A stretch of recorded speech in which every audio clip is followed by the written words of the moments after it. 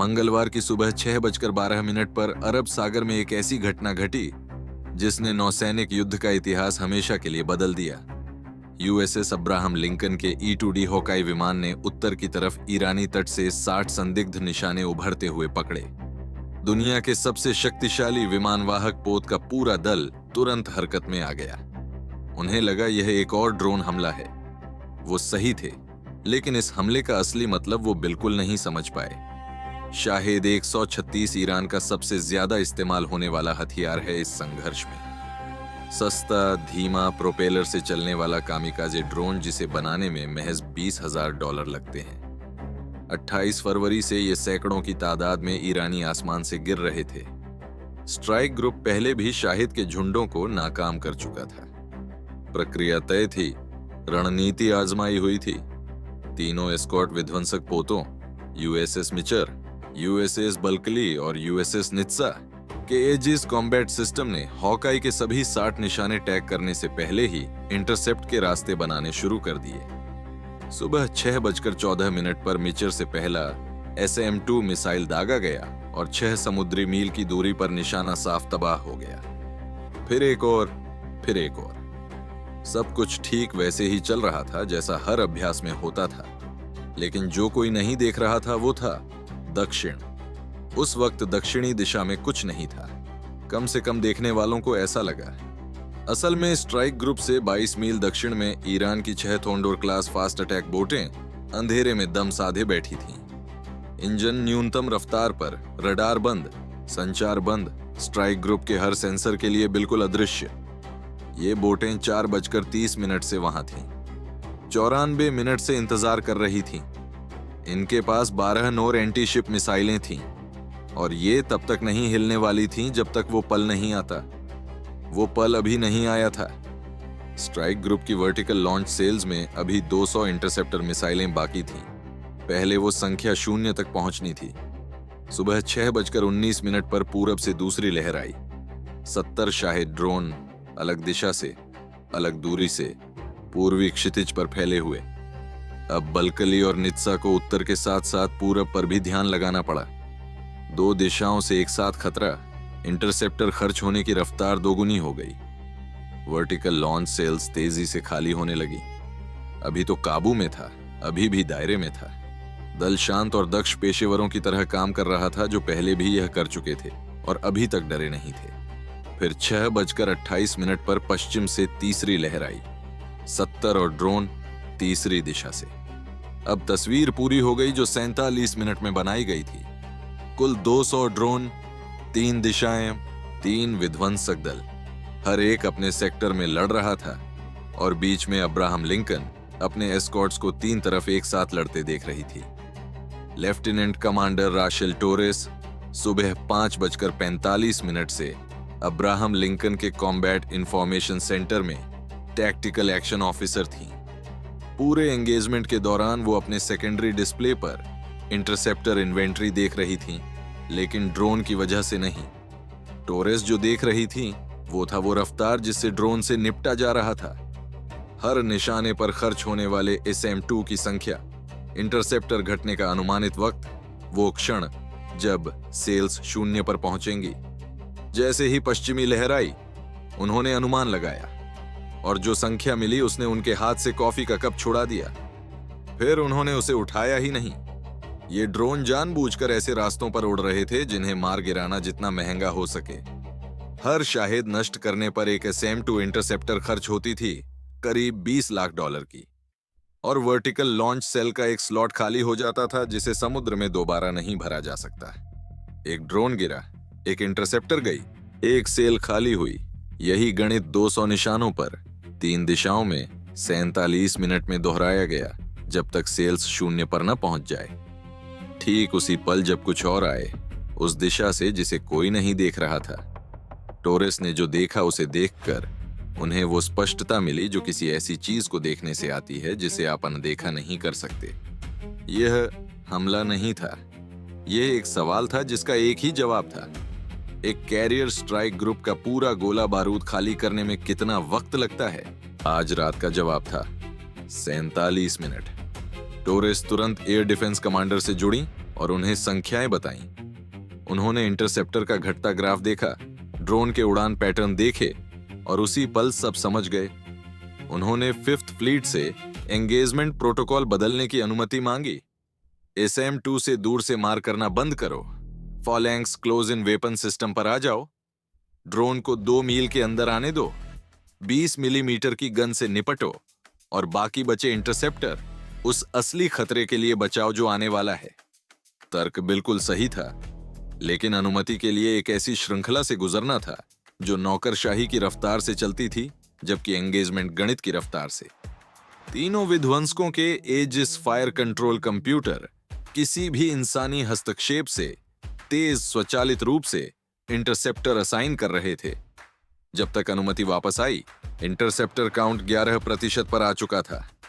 06:58 और 53 सेकंड पर आखिरी SM-2 ने पश्चिमी लहर के अंतिम शाहेद को तबाह किया। ड्रोन एंगेजमेंट आधिकारिक तौर पर खत्म हो गया और अरब सागर ठीक 8 सेकंड के लिए शांत हो गया। सुबह 7:01 पर दक्षिण में 22 मील दूर खड़ी 6 फास्ट बोटें एक साथ पूरी रफ्तार पर आ गईं। 94 मिनट की खामोशी के बाद उनके इंजन गरजे, उनके रडार चालू हुए, उनके फायर कंट्रोल सिस्टम ने अब्राहम लिंकन की स्थिति लॉक कर ली। 7:01 और 44 सेकंड पर सभी 6 बोटों ने एक साथ फायर किया। 12 नोर एंटीशिप मिसाइलें समुद्र की सतह के करीब उड़ान भरते हुए मैक 0.8 की रफ्तार से कैरियर की तरफ दौड़ पड़ी। नजदीकी जहाज तक पहुंचने का समय 6 मिनट और 40 सेकंड। पूरे स्ट्राइक ग्रुप में बचे इंटरसेप्टर 0। टोरेस के डिस्प्ले पर 8 निशाने एक फैसले की तरह उभरे। नोर एंटीशिप मिसाइल ईरान का प्रमुख नौसैनिक हथियार है। चीनी सिया-2 डिजाइन पर आधारित यह समुद्री सतह पर उड़ने वाली क्रूज मिसाइल है जो आखिरी क्षण तक रडार से बचते हुए लहरों की ऊंचाई पर उड़ती है और इसके 165 किलोग्राम के वॉरहेड को जहाज की दीवार के अंदर घुसकर फटने के लिए बनाया गया है। काम करते इंटरसेप्टर के साथ यह एक काबू योग्य खतरा है। खाली लॉन्च सेल्स के साथ यह कुछ और ही चीज है। 12 मिसाइलें, 6 मिनट 40 सेकंड। कोई SM-2 नहीं, कोई SM-6 नहीं, वर्टिकल लॉन्च सेल्स में कुछ भी नहीं।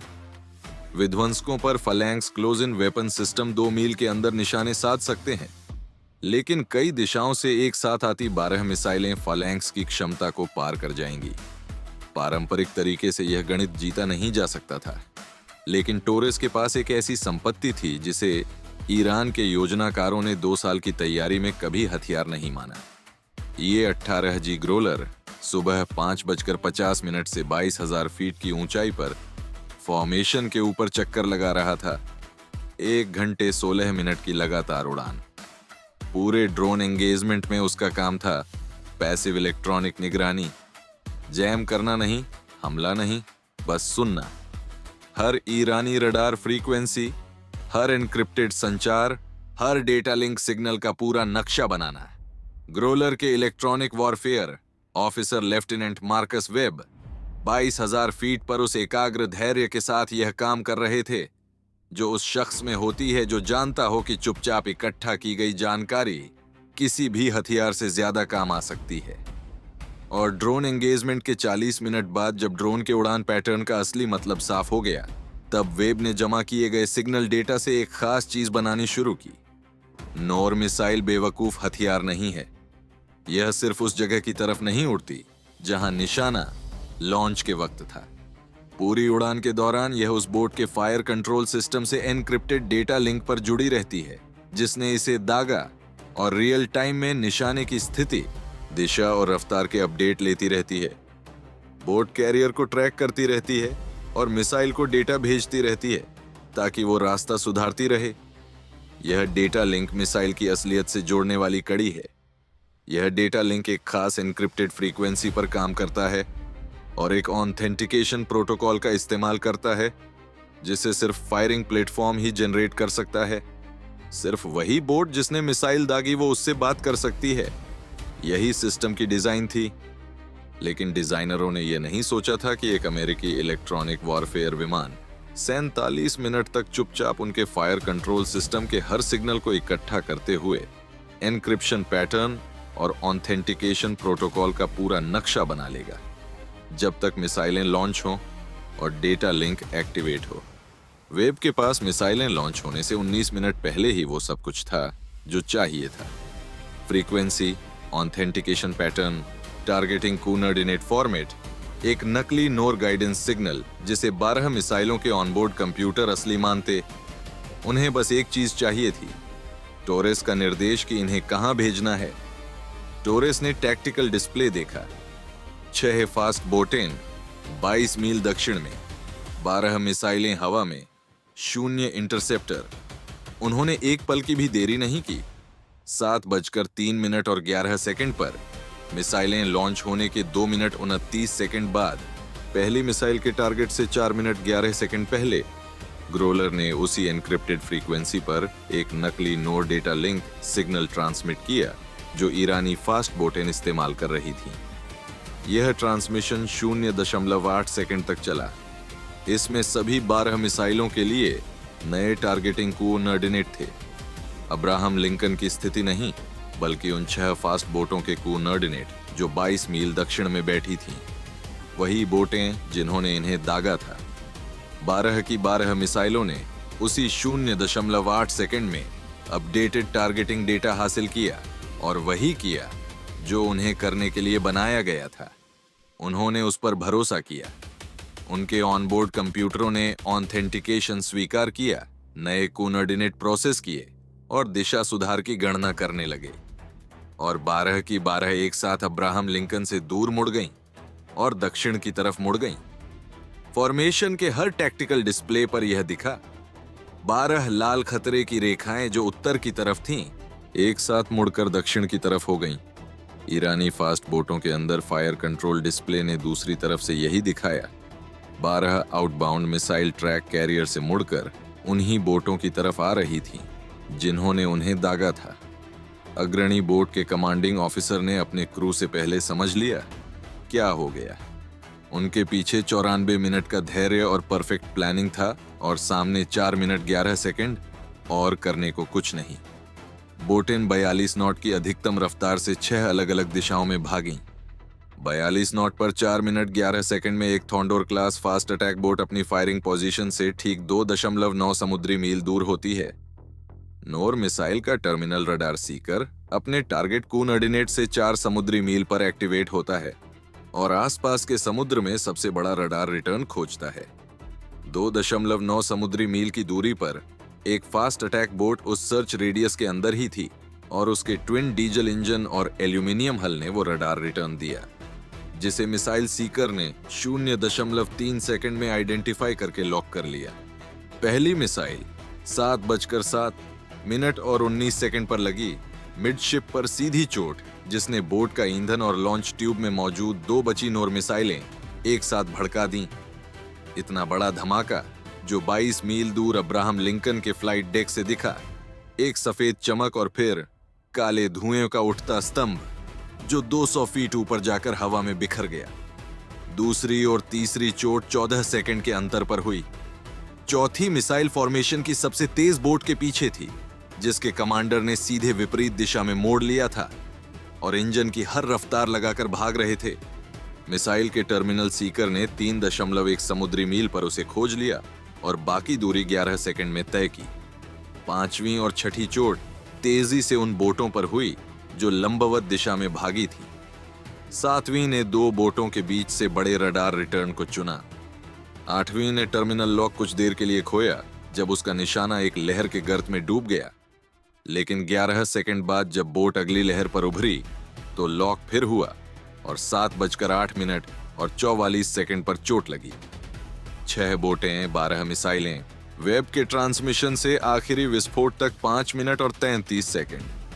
अब्राहम लिंकन के कॉम्बैट इंफॉर्मेशन सेंटर में टोरेस ने टैक्टिकल डिस्प्ले से दक्षिणी निशाने एक एक करके गायब होते देखे, जब तक स्क्रीन पर सिर्फ नीले फॉर्मेशन सिंबल और खुला समुद्र न रह गया।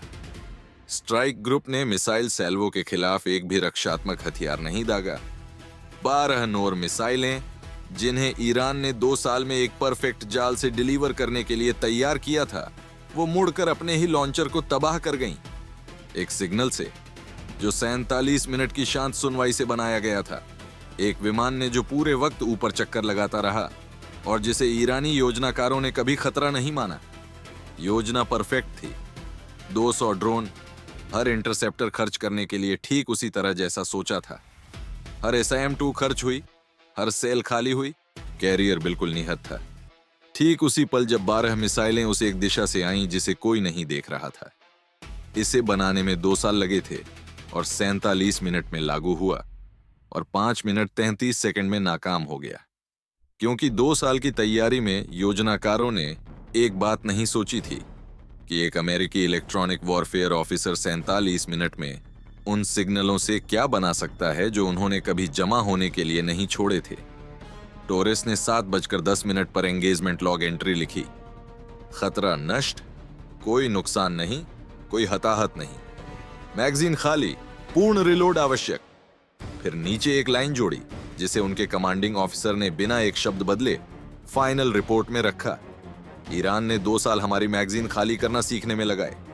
हमने 47 मिनट उनकी इस्तेमाल करना सीखने में लगाए। अब्राहम लिंकन ने कभी अपना रास्ता नहीं बदला। सुबह 7:20 पर फ्लाइट ऑपरेशन फिर शुरू हो गए।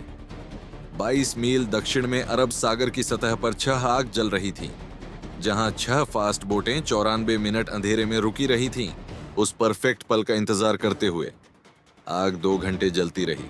जब आखिरी आग बुझी, कैरियर क्षितिज के पार जा चुका था और अरब सागर शांत और सपाट था, जैसे कुछ हुआ ही ना हो।